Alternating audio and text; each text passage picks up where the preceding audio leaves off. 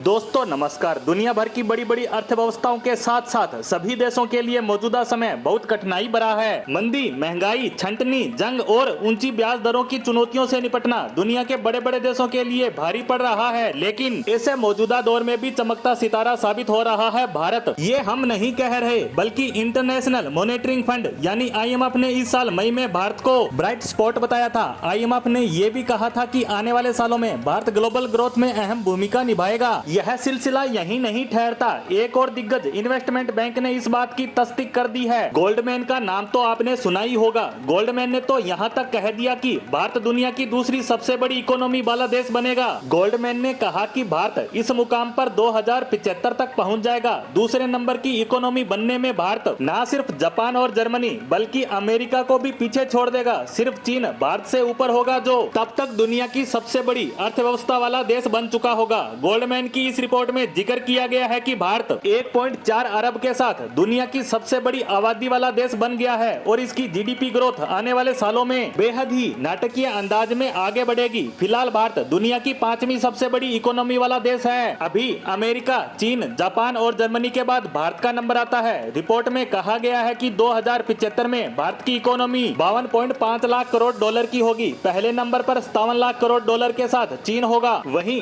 America की economy तीसरे number पर होगी और ये 51.5 लाख करोड़ डॉलर की अर्थव्यवस्था होगी। इस रिपोर्ट में एक बड़ी बात का जिक्र किया गया है और वो ये है कि जिस आबादी को अभी तक देश के लिए बोझ माना जा रहा है, वही आने वाले समय में देश की इकोनॉमी में सबसे बड़ा योगदान देने वाली है। देश की बढ़ती आबादी देश की इकोनॉमी को बूस्ट कर रही है। ट्रेनिंग और स्किल से ये आबादी इकोनॉमी को बढ़ाने में अहम साबित हो रही है। गोल्डमैन रिसर्च के इंडिया इकोनॉमिस्ट सुशांत गुप्ता ने कहा कि भारत की डिपेंडेंसी रेशियो 2 दशकों में रीजनल इकोनॉमी में सबसे कम होगी। रिपोर्ट में कहा गया है कि भारत इनोवेशन और टेक्नोलॉजी में बड़ी ग्रोथ कर रहा है। गोल्डमैन की रिपोर्ट में कहा गया है कि आगे चलकर देश का कैपेक्स यानी कैपिटल इन्वेस्टमेंट ग्रोथ में अहम ड्राइवर साबित होगा। इस रिपोर्ट में यह भी कहा गया है कि भारत का सेविंग रेट्स भी बढ़ने वाला है। घटती डिपेंडेंसी रेशियो, बढ़ती इनकम और फाइनेंशियल सेक्टर का डेवलपमेंट इसके पीछे अहम वजह साबित हो रहा है। हालांकि इस रिपोर्ट में कहा गया है कि अगर देश का लेबर फोर्स पार्टिसिपेशन रेट नहीं बढ़ा तो ये एक डाउन साइड रिस्क साबित होगा। गुजरे 15 सालों में देश का लेबर फोर्स पार्टिसिपेशन रेट घटा है। दुनिया की तमाम एजेंसियां भारत को पहले से ही दुनिया की सबसे तेजी से ग्रोथ करने वाली इकोनॉमी बता रहे हैं। मुश्किल दौर में भी महंगाई को कंट्रोल करने और ग्रोथ रेट को बनाए रखने में भारत ने अपना दमखम पूरी दुनिया को दिखा दिया और उम्मीद करते हैं कि भारतीय अर्थव्यवस्था